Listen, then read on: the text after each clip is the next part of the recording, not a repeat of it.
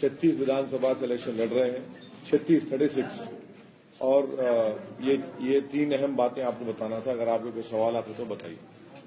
वैसा मेरा सवाल ये है कि आप 36 सीटों पर आप चुनाव लड़ रहे हैं, आप 4 से 3 पर क्यों नहीं लड़ रहे? मेरा सवाल पूरा हो गया। क्या इसकी वजह ये मानी जाए कि आपने सिर्फ वोट काटने के लिए, बीजेपी को फायदा पहुंचाने के लिए ही मैदान में आप उतरे हैं? सबसे पहले ये है कि मैं जब इलेक्शन नहीं लड़ा तो 70 सीट पर बीजेपी कामयाब हो गई। मैं जब इलेक्शन नहीं लड़ा तो यादव परिवार के 5 कामयाब हो गए। मैं जब इलेक्शन नहीं लड़ा तो कांग्रेस के 2 कामयाब हो गए। मैं जब इलेक्शन नहीं लड़ा तो मुजफ्फरनगर हो गया। मैं जब इलेक्शन नहीं लड़ा तो 1000 राइट्स हो गए। तो ये इस सवाल जो आप कर रहे हैं ये एक बेबुनियाद इल्जाम है। हम पहली मर्तबा लड़ रहे हैं और कोई भी काम आप जब पहली मर्तबा करते हैं तो आपको रियलिस्टिकली देखकर कदम डालने की जरूरत है। और मेरा मानना यह है कि कोई भी काम अगर आप सही तरीके से करेंगे तो यकीनन उसको आप आगे लेकर जा सकते हैं।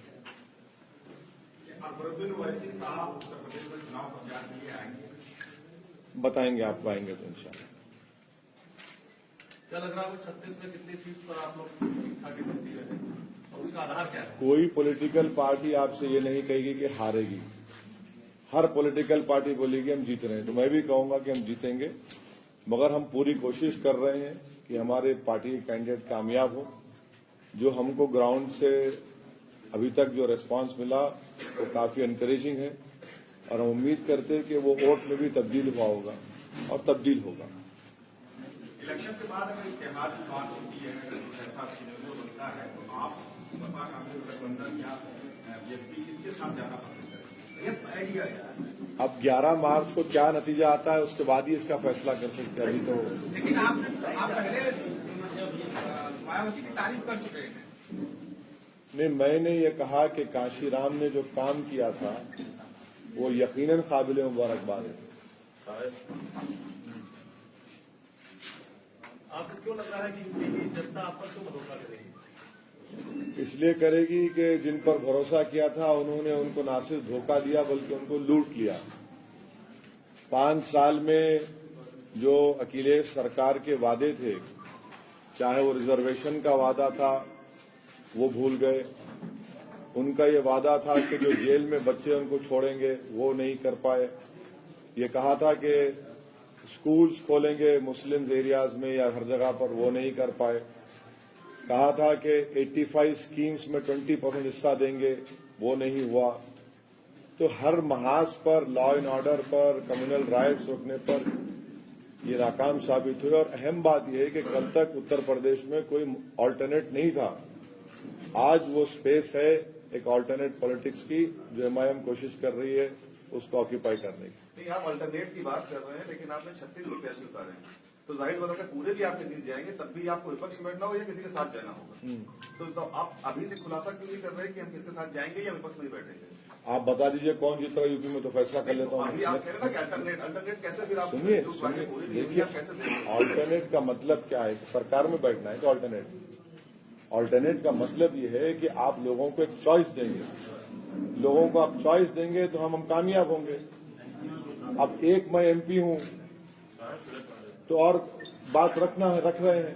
अगर 36 से 36 कामयाब हो गए तो इंशाल्लाह ताला बहुत कुछ कर सकते हो। वैसी साहब, ये बहुत बड़ा सूबा है, मुल्क का सबसे बड़ा सूबा है, 403 विधानसभा। मैं जानता हूं सर, आप मुझे समझाने की जरूरत नहीं, मैं जानता हूं। मैं आपकी तरह उतना पढ़ा लिखा नहीं, थोड़ा जानता हूं। मेरा सवाल हाँ बोलिए। आपने 36 उतारे, आपका उत्तर प्रदेश में संगठन अभी बुनियाद डली है उसकी, अभी बड़ा नहीं है पूरी तौर पर, तो फिर इसका फायदा क्या है? आपने देखिए, आप अभी सुनिए, अभी आपने सवाल किया 36 क्यों उतारे, 400 थे। फिर मैंने कहा कि भाई हम पहला स्टेप है। आप अभी कॉन्ट्रडिक्ट अपने आप को कर ले रहे आप 2 क्वेश्चन में अपना कॉन्ट्रडिक्ट कर रहे। तो मैं आपको बता रहा हूं कि 36 से आगाज हुआ है, आगे बढ़ेंगे इंशाल्लाह ताला। जैसा जैसा आगे दिन जाएंगे और ऑर्गेनाइजेशन को स्ट्रांग करेंगे।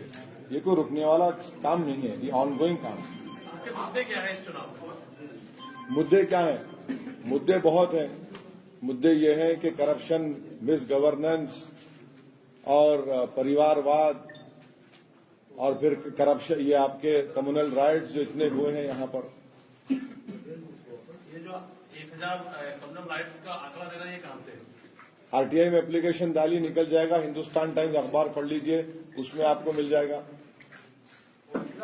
50 साल की बातें आगरा में रही है, उसके बाद पहली बार महाराष्ट्र में गए, वहां पर दलित मुस्लिम जो गठजोड़ हुआ, उससे आपको तो पता मिली कि उत्तर प्रदेश में कोई जो है मुस्लिमों को छोड़ के कोई दूसरा चेहरा नहीं दिखाई दे रहा आपकी पार्टी। तो ये जो सफलता महाराष्ट्र की है, उसको उत्तर प्रदेश में कैसे दोहराएंगे? नहीं, मिलेगी सफलता इंशाअल्लाह। कोई दूसरा चेहरा आपके पास नहीं? अरे इतना बड़ा बदनाम चेहरा है, और चेहरे की क्या जरूरत है? वैसा प्रधानमंत्री के बारे में क्या कहेंगे? प्रधानमंत्री बार बार यूपी में काफी कुछ कह रहे हैं। हाँ, अखिलेश को भी बहुत कुछ कह रहे हैं, राहुल जी को भी बहुत कुछ कह रहे हैं। कल आप बोले हैं कि अगर पाकिस्तान न गए होते तो हमला न होता, ऐसा कुछ कल कहा है आपने? हाँ, उनकी कोई कंसिस्टेंट फॉरेन पॉलिसी नहीं है ना, कोई कंसिस्टेंट फॉरेन पॉलिसी नहीं है। हम पाकिस्तान चले गए, पठानकोट हो गया, उसके बाद आईएसआई के एजेंट को हमने एयर बेस में बुला लिया, फिर उसके बाद एक और हमारी बातचीत शुरू हो गई, फिर बोले बातचीत नहीं करेंगे। आज भी हमारे इंटरनेशनल बॉर्डर से, एलओसी से, पीओके से लोग घुसकर आते हैं, दहशतगर्द टेररिस्ट। 2 दिन पहले 31 साल का मेजर मारा गया। तो ये खत्म ही नहीं हो रहा, कोई पॉलिसी नहीं है इनके पास, कंसिस्टेंट पॉलिसी नहीं है। और यही वजह है कि डिमोनेटाइजेशन का सबसे ज्यादा असर तो मीडिया पर भी पड़ रहा है। अभी तो एड्स ही नहीं मिल रहे आप लोगों को। जी, अब ये दादरी और बाबरी का मिलन है। इसमें दादरी कौन है, बाबरी कौन है? दोनों उतने ही हैं भाई, वरना और कुछ कहूंगा तो आप बोलेंगे ये फिर टॉयलेट की पॉलिटिक्स कर रहे हैं आप लोग। तो मैं नहीं करना चाह रहा हूं टॉयलेट की पॉलिटिक्स। अभी भोपाल में कुछ लोगों को अरेस्ट किया गया, उन पर इल्जाम है कि वो आईएसआई से उनका। हाँ, उसमें बीजेपी आईटी सेल का एक ध्रुव नाम का लड़का भी है, बड़ा देशभक्त था वो। बताइए, बीजेपी कुछ बोलती नहीं उसके बारे में। आप क्या जानना चाहते हैं? नहीं, अब ये हम तो यही कह रहे हैं ना कि जो सारी मुल्क में, सारे देश में सबको देशभक्ति का पाठ पढ़ा रहे थे, आप ही के घर का, आप ही का एक आईटी का जिम्मेदार, आप ही की गवर्नमेंट है, उसने उसको पकड़ा है। तो बताइए क्या हो रहा है फिर आपकी पार्टी में? ओके सर, थैंक यू, बहुत बहुत शुक्रिया। फिर से वेरी सॉरी लेट हुआ। अरे वो आ रहे हैं अभी, मुझे एयरपोर्ट जाना है सर, मुझे फ्लाइट में मेरी। Thank you sir.